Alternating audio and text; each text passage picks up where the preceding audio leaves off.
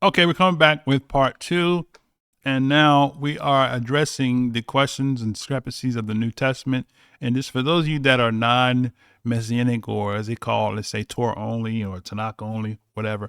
So this is my take on a lot of positions that a lot of as they call non-messianics embrace, and so many people have gone from divorcing Christianity to going into divorcing teachings of Paul, and to divorcing the teachings of the apostles, and then eventually divorcing the Messiah, and then from divorcing the Messiah to questioning the whole Bible. And now they have left, and many have gone into Egyptology, into so many other spiritual religions, right? So this is for those that have concerns with what's called discrepancies that kind of leads to that, down that path, that road, right? And like I said, this is not an attack to attack anyone in particular, to make anybody feel belittled, but this is just to try to share some insight to some of these passages that have been forwarded to me from a beloved brother who I love dearly, and we've been friends for a long time. And I've had many friends that were so-called messianic believers, but then after their study, they come to the conclusion that I'm no longer a follower of Yahshuwah, and then they downgraded Yahshuwah to being Jesus again, and then etc. Right? So we get that, but I hold my position, and so I'm going to kind of do part two on these questions. So here we go, part two. Okay, now we left off. We were talking about Luke. Okay, in Luke 1:5, where it says that Zechariah and his wife Elisheba were walking in the commandments of Yah blameless, right? Now, the comment here was that it looks like JC Yahshuwah died in vain. Now, here's the thing. So most people, when they reject Yahshuwah and Jesus become merged together, right? Okay, now I did teaching on that, and Yahshuwah is not Jesus. Jesus is not Yahshuwah. Jesus is actually Zeus, but that's another lesson for another day, right? Yahshuwah, let's not connect Yahshuwah and Jesus as the same person, because they are not the same person. Unless, if you don't have that revelation, if you come into this knowledge that you're an Israelite and you just believe that Jesus is Yahshua, that's just his Hebrew name, then you're going to throw the baby out with the bathwater. Okay? Unless you get the full revelation that Jesus and Yahshua are two totally different people, right? Then you'll comprehend now that Jesus speaks a different language than Yahshua speaks, right?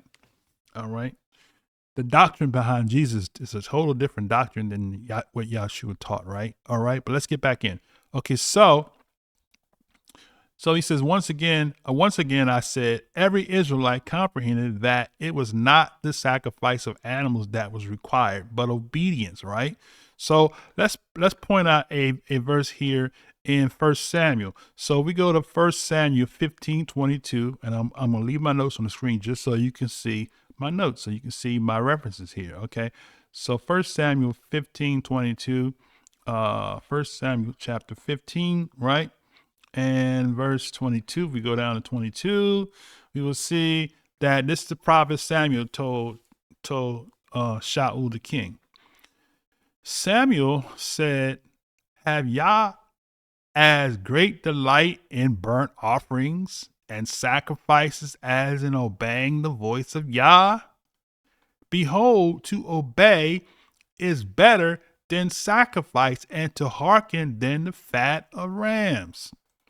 So the prophet of old is telling the king that Yah is not looking for your sacrifice. He's looking for your obedience, right? All right. Look what he says in verse 23. For rebellion is as the sin of witchcraft, and stubbornness is as iniquity and idolatry, because thou hast rejected the word of Yah. He has also rejected you from being a king. Okay. So for those that want to be in the kingdom, you cannot be in Yah's kingdom if you reject Yah's Torah. I don't care. You can't put Yahshua in that position. See, a lot of Israelites put Yahshuwah in a place that Yahshuwah did not put himself. He didn't come to die for your sins so you can just believe in him. Right? Okay?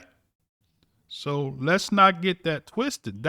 See, you people you Israelites that hold that view, you push people into being Torah only. Okay? I'm not giving an excuse, but I'm just saying that when you put Yahshua in a place where he never put himself, right, where Yah didn't put him, you make him to be something that he was not, right? Okay? So don't be guilty of pushing people away from obeying the Most High, right? And because basically that's what that is. That's Christianity. It really, really is. It's a doctrine of Christianity, right?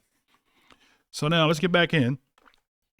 Okay, so the prophet Samuel told the king Shaul that's transgression, right? It's better to obey than to sacrifice, right? Let's go to Isaiah or Yoshiyahu, right? We're gonna look at Yoshiyahu chapter 1, right? You're gonna see what the prophet Yoshiyahu or Isaiah said, right? So we'll go to chapter 1, start at verse 11, right? Read the whole chapter in your own time. For the sake of the video, I'm going to kind of move right along. So I want to point out the Most High through the prophet Yoshiyahu said, "To what purpose is the multitude of your sacrifices unto me? Says Yahuwah, I am full of burnt offerings of rams and fat of fed beasts, and I delight not in the blood of bullocks or of lambs or of heat goats." Right? So now he goes on to rebuke them in this chapter. I'm not going to read the rest of it because this is not a Shabbat lesson where I teach for 3 hours. I'm trying to get in here and get out and answer these questions and deal as much as possible. So the point being is that the Most High says, I am full of burnt offerings and rams. He is not looking for a sacrifice to substitute obedience. So Israelites comprehended that. So if you look at Yahshua as a substitute for your obedience, then you have missed the whole thing, right? Now, let's go further. Let's go to Yoshiyahu chapter 66. All right, all the way at the end of the chapter, right? And we're going to read verse 3, right? It says, verse 3, he that killeth an ox is as if he slew a man. Okay, let me read verse 2. Okay, read verse 2. All right. For all those things have mine hand made, and all those things have been, says Yah. But to this man I will look even to him that is poor and of contrite spirit and trembleth at my word.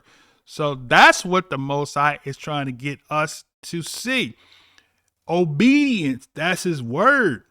But not identity. We got so many Israelites caught up that I'm an Israelite, right? No, Yah is trying to get us to see something that he is demanding obedience. You can't look to a sacrifice, a person, an individual, or an animal for that matter, because the law cannot save the flesh. The flesh has to die, right? And death to the flesh means obeying Yah. When your flesh says, I can't keep all those laws, that's the flesh talking. The law did not come to save the flesh, right? All right, let's go back in. So verse 2, he says, for all these things have my hand made, and all those things have been said, Yah, but to this man will I look, even to him that is poor, a contrite spirit, and trembleth at my word. Verse 3, this is the verse I wanted right here, verse 3. He that killeth an ox is as if he slew a man. He that sacrificeth a lamb as if he cut off a dog's neck. He that offered an oblation as if he offered swine's blood. He that burned incense as if he blessed an idol. Yes, they have chosen their own ways, and their soul delighteth in their abominations. Right?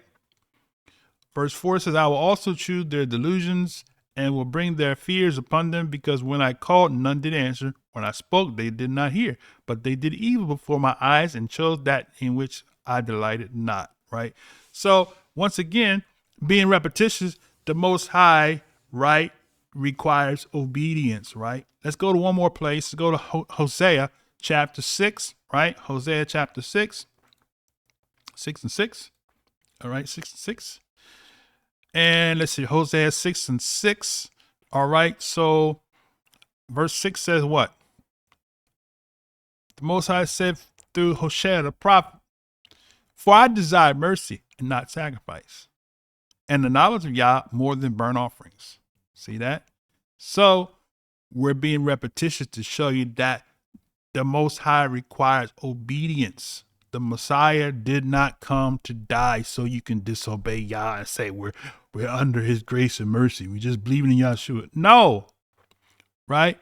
If a man, even the New Testament speaks to that, right? If you sin willfully, right? Right? After you come to the knowledge,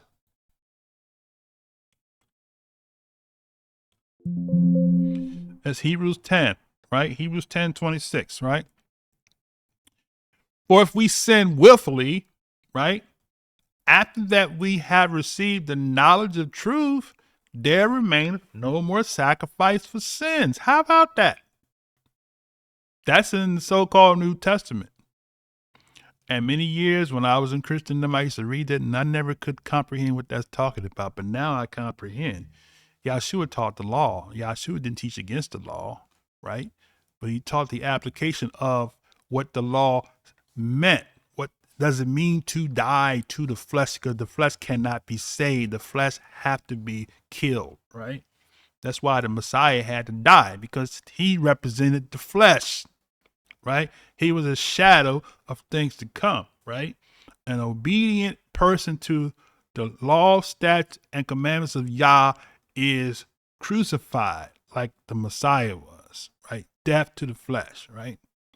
That's why he had to die, right? He was a symbol of complete submission to the law and statutes and commandments of Yah, right?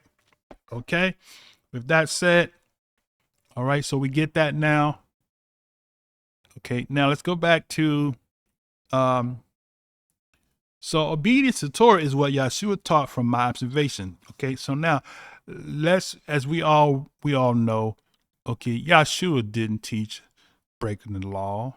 He taught keeping the law. Look at Matthew 5, right? And we're gonna look at two verses, right? Matthew 5, we're gonna look at verse 19. Okay, no, not, I'm sorry, Matthew 5 and 18, right? 17 said, he says, "Think not I am come to destroy the law. I am not come to destroy, but to fulfill," right? Now, that means a whole lot of different things to a lot of different people, but fulfill just simply means that he came to walk in obedience, to be in compliance to the law. He says in verse 18, "For verily I say unto you, till heaven and earth pass, one jot, one tittle shall no wise pass from the law till all be fulfilled," right? So whoever therefore shall break one of the least commandments shall teach men, so he shall be called the least in the kingdom of heaven. But whoever shall do and teach them, the same shall be called great in the kingdom of heaven, right? So, for except your righteousness shall exceed the righteousness of the scribes, you shall no case enter into the kingdom of heaven, right? So Yahshua taught obeying the laws and the commandments. How do we know that? Let's read another place, right? All right, Matthew 23, right? Then Yahshua, this is Matthew 23, verse 1 and 2. Then Yahshua spoke to the multitude of his disciples, saying, "The scribes and the Pharisees sit in Moses or Shemaiah's seat. All therefore, whatever they bid you, observe and do, but do not after their works, for they say and do not. For they bind heavy burdens, grievous to be borne, they lay on men's shoulders, but they themselves will not move them with one finger. But all their works they do for to be seen of men. They make broader phylacteries and enlarge the borders of their garments," right? So, but the point I want to bring out here is that Yahshua said all that the scribes and the Pharisees bid you, right? He said do. Okay? But don't do after that they after the works of them. Observe and do. For whatever they bid you, observe and do, but do not after their works. So whatever the scribe said, he says observe and do, right? So Yahshua taught the law. So anybody that says that Yahshua didn't teach the law don't comprehend Yahshua's teachings. So they may have comprehended what they learned in Sunday school, right? Oh, he fulfilled the law. You don't have to keep the law. That's Sunday school. That's Christianity. But that's not what Yahshua taught in no form, fashion, or imagination. Or no form, fashion, or shape. No stretch of imagination. All right. That's what I was trying to get myself tied and twisted together. Right. All right. Now, I said Matthew 19 and 17. Let's go there real quick. Let's see what that is there. Matthew 17, 19 and 17. Why do I have that as a verse? I don't know. Let's see. Oh, there we go. Verse 16. Okay, so Matthew 16, this is what the Messiah taught. Behold, one came and said to him, Good master, what good things shall I do that I shall have eternal life? And Yahshua said to him, Why callest thou me good? There is none good but one, that is Yah. But if you will enter into life, keep the commandments. Right? He says unto him, which Yahshua said, Thou shalt do no murder, thou shalt not commit adultery, thou shalt not steal, thou shalt not bear false witness, honor your father, your mother, thou shalt love thy neighbor as thyself. The young man said unto him, All these I've kept from my youth up. What I lack yet? Yahshua said, You will be perfect. Go and sell you have and give to the poor, and you shall have treasures in heaven, and come and follow me. So Yahshua did what? He went back in Torah and told him about the law pertaining to the poor. So if Yahshua didn't preach the law, then what is this here, right? Okay, let's continue. Okay, so that's that. Let's go to John 14:15. Yahshua, we're showing you that Yahshua taught the law. Jesus might have freed you from the law, but Yahshua taught the law, right? All right, let's go to John 14. So we're going to go to John 14 and go down to 15. I might want to read the verse before that. Okay, no. Okay, right at 15. Okay, John 14:15. If you love me, keep my commandments. How about that? Which commandments is he talking about?